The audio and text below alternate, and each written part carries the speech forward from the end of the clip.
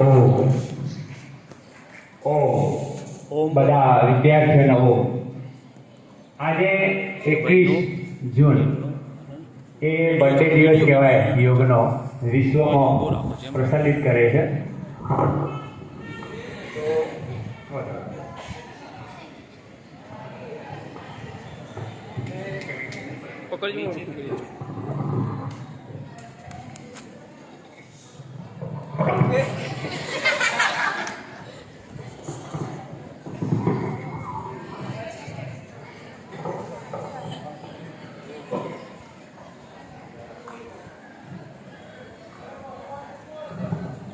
દરેક વિદ્યાર્થી મિત્રો અને વિદ્યાર્થીનીઓએ સારા આસન પ્રાણાયામ કર્યા, જાણ્યા, એમાં અનુભવ કર્યા છે. આજે 21 જૂનના દિવસે એક નવું કંઈ બધું શીખવા મળતું હોય છે. તમે જાણતા તો હશો. વિશેષ આ હરરોજ કરવાની વસ્તુ છે કે જે જીવનમાં આપણે તંદુરસ્તી રહે અને શરીર બેસ્ટ બની રહે. એના માટે આ 21 જૂનનો દિવસ નક્કી કર્યો કે જેથી કરીને દરેકના ઘરે યોગ પ્રચલિત થાય અને ભારત રોગમુક્ત બને. એના માટે આ દરેક જગ્યાએ યોગ, સ્કૂલથી માંડી દરેક મહોલ્લાઓની અંદર આ યોગ ચાલુ હોય છે. આજે દરેક વિદ્યાર્થી જો આવા રહેવું હોય તંદુરસ્ત, બેસ્ટ, આ તેજ તમારામાં જે છે નાની ઉંમરમાં એવા ને એવા રહેવું હોય તો એક તો હાર્ડવેર અને સોફ્ટવેર બે કરવું જોઈએ, જેથી કરી તમારી અંદર ઉર્જા રહે. હાર્ડવેર અને સોફ્ટવેર બંને કરાવી થાય કે શરીરને સ્ટ્રેચ કરાયું હાર્ડવેર દ્વારા, સોફ્ટવેર દ્વારા જે પ્રાણાયામ કરાયા, ધ્યાન કરાયું, એ સોફ્ટવેરનું કામ કરીશું. તો બીજું મેઇન આપણા રોગો કઈ રીતે થાય, આપણી બેદરકારીના હિસાબે આ રોગો થતા હોય. આપણે આપણી ઉંમરે એટલા બેસ્ટ છીએ, તમે કોઈ પણ વસ્તુ ખાતા હોય ત્યારે તમારી અંદર પાચન ક્રિયા થઈ જતી હોય.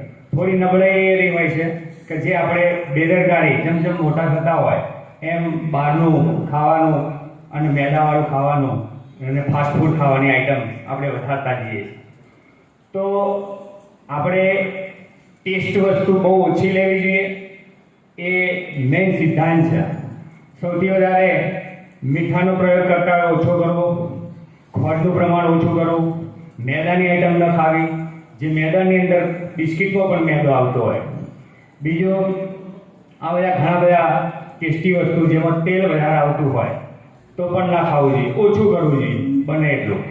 તો કેમ આપણે એ વસ્તુ કરવું? જીભ 1 ઇંચની હોય, જીભ 1 ઇંચની હોય, પરંતુ તમારા આ 1.5 ફૂટના ઓતેડાને તમે બગાડી રહ્યા હો. 1.5 ફૂટનો ઓતેડો તમારું બેસ્ટ છે તો તમે એકદમ આનંદ અને તંદુરસ્તી રહેશો. અત્યારે બધા ઓતેડો બેસ્ટ છે, એટલા માટે તંદુરસ્તી છે. આજે બીમાર લોકોને જો દવાખાને જઈને પૂછી આવો તમને શું પ્રોબ્લેમ છે, તો મારે હાર્ટ પ્રોબ્લેમ, પેટમાં એસિડિટી થાય, 35 વર્ષનો ચાલુ થાય ત્યારે એને એસિડિટી ઉત્પન્ન થતી હોય, કોલેસ્ટ્રોલ વધતા હોય. આ બધા પ્રયોગો આ કેમ થાય? આપણે બહારની વસ્તુ ખાવાથી થાય, વધારે પડતું ઘરે તેલવાળું ખાવાથી થાય, આપણે પેટની સફાઈ નથી કરતા. તો આજે હું એ પેટની સફાઈ અને બેસ્ટ અગ્નિ ઉત્પન્ન કરવી અને શરીરની અંદર આ જઠરાગ્નિની અંદર અગ્નિ ઉત્પન્ન થાય અને જઠરાગ્નિ મજબૂત રહે તો આગ એમને એમ રહે. એના માટે તમારે એ પ્રયોગ હરરોજ કરવો જોઈએ, જેથી કરી તમારી જઠરાગ્નિ પાચન ક્રિયા સરળતાથી કરી શકે. કારણ કે આપણે ભૂલો એ કરતા હોય જેમાં પછી ઠંડુ પાણી અને 1 લોટો ભરી પાણી પી જતા હોય એટલે પાચન ક્રિયા 35 વર્ષનો થાય પછી બગડતી જતી હોય. તો આજે એક અગ્નિશા અને નવલી ક્રિયા, આ બે ક્રિયાથી તમારી પેટની સફાઈ કઈ રીતે થાય તો હું બતાવું છું. તમારે કરવી હાલ જરૂર નહીં, ખાલી જોવાનું છે કે અમે શરીરમાં કચરો નાખીએ છીએ, મતલબ ખોરાક ખાઈએ છીએ અને એની બેદરકારી રાખીએ છીએ તો કેમ બગડી જાય. તો એ બગડી જાય યાની કે તમે આપણું તેલ તળેલું ખાધું હોય તો સફાઈ કઈ રીતે કરી? તો જમ્યા પછી તમે જે અડધો ગ્લાસથી ઓછું 2 ઘૂંટા જેટલું પાણી પીવું અને 1 કલાક પછી લોટો ભરી પાણી પી શકાય, જે તમારી કેપેસિટી હોય એ પ્રમાણે.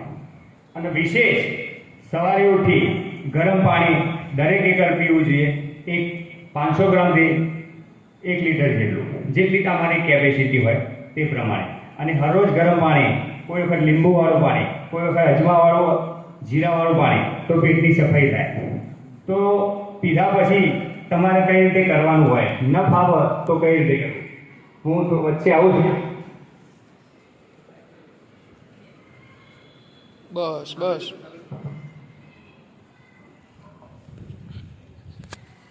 તો અગ્નિ ક્ષાર ઉત્પન્ન કરવા માટે, અગ્નિને પ્રજ્વલિત કરવા માટે, પાચન ક્રિયા મજબૂત કરવા માટે પેટના અંદર આગ ઉત્પન્ન કરીશું. તો કઈ રીતે કરીશું?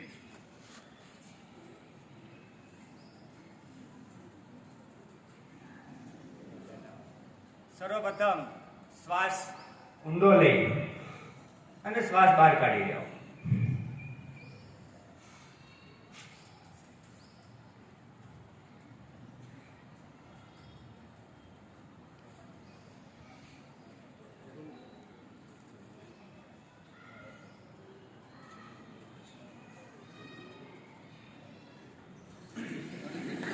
આ ધીમી પ્રક્રિયા છે. સ્ટેપ બાય સ્ટેપ, 3 સ્ટેપ પછી ફાસ્ટિંગ આવે.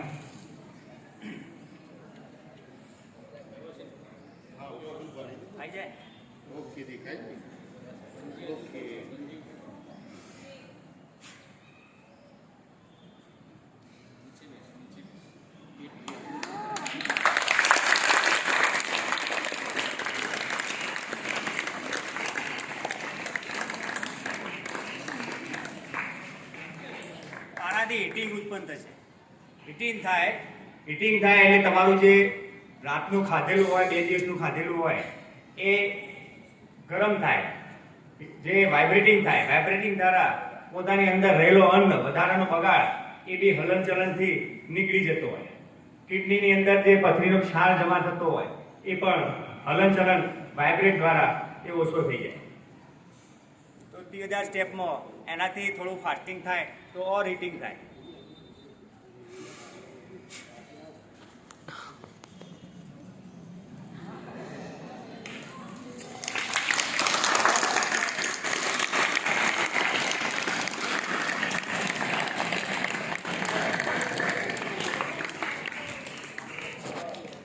હા, 3 થી 4 વખત કરીએ તો આપણી અંદર વાઇબ્રેટિંગ અને અગ્નિ ઉત્પન્ન થાય. ભૂખ પણ સારી લાગે, વધેલો મળ પણ ફરી નીકળી જાય.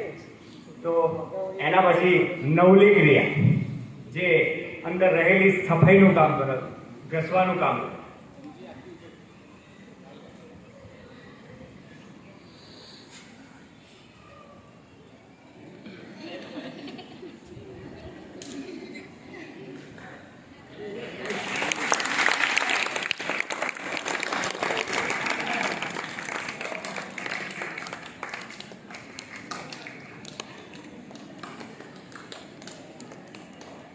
હા, તો ડાબી અને જમણી બાજુ દબાવવાનું રહેશે.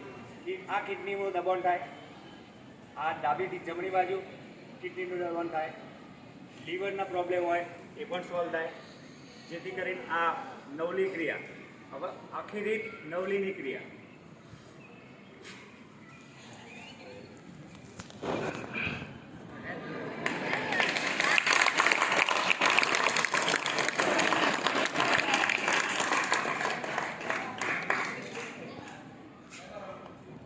શ્વાસ બહાર અને ઢીલું મૂકી દેવાનું શરીર.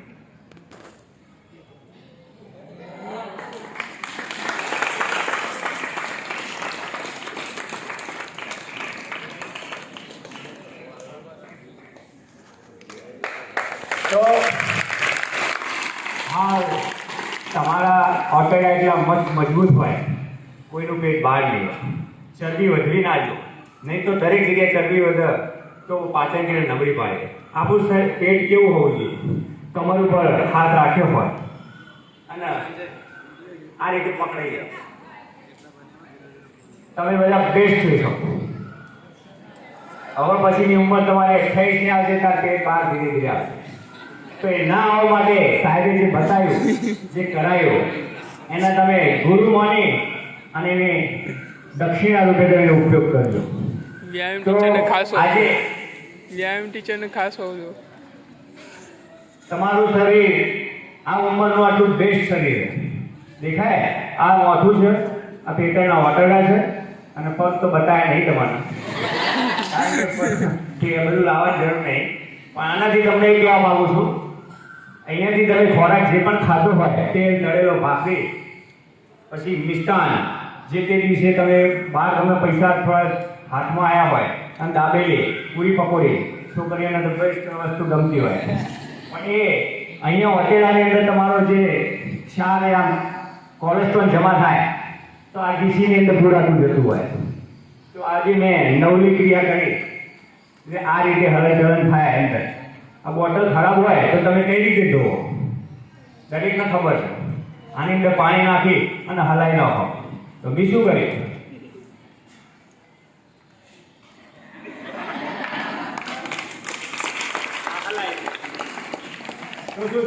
કચરો સાફ થયો. બસ એ જ ક્રિયાને તમે ગરમ પાણી સવારે પીધું હોય અને ના કદાચ પેટ મોટું હોય ફાધરનું, ત્યાં તો તમને ના ફાવતું હોય તો કઈ રીતે કરું? પેટને ઢીલાથી પકડો, પાણી અંદર ખખડશે એટલે અંદર સફાઈનું કામ થશે. આ રીતે પેટને હલાવવાનું જેથી કરી ગરમ થાય અને ક્ષાર બધો નીકળી જાય, કોલેસ્ટ્રોલ જમા ના થાય. આજે તમારી ઉંમર મિનિમમ 15ની આસપાસ અને 18ની આસપાસની હોય. તમે 60 વર્ષના તો સુધી તમે આ ગોડાઉન તમે ચોખ્ખું ન કરો તો તમારી હાલત શું થાય?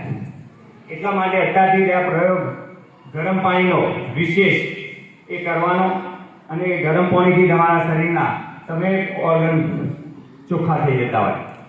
તો 7 દિવસમાં 1 દિવસ લીંબુનો પ્રયોગ, લીંબુ, નમક, સેંધા નમક, જીરું, અજમો આ નોખી કરવું. કોઈ વખત લીલી વનસ્પતિ જે પણ મળી હોય, જેમ કે તમારી પાસે લીમડો, મીઠો લીમડો હોય, પાલક હોય, એ બધાનો રસ કરી તમારે ખાલી પેટે પીવાનો. આ કાર્યો બધા ઘણા બધા છે, વિશેષ કહેતો નહીં, ટાઈમ ઓવર થઈ ગયો છે. તો તમે આવા ને આવા રહેવું હોય બરાબર તો તમે આ બેસ્ટ પ્રયોગ કરજો. જય હિન્દ સાથે તમને જોશથી બોલાવું છું. ભારત માતા કી જય. ભારત માતા કી વંદે વંદે. યોગ કરો, નિરોગ રહો. યોગ કરો, આહાર શુદ્ધ લો, શરીર હેલ્ધી રાખો. જય હિન્દ, જય ભારત. ઓમ.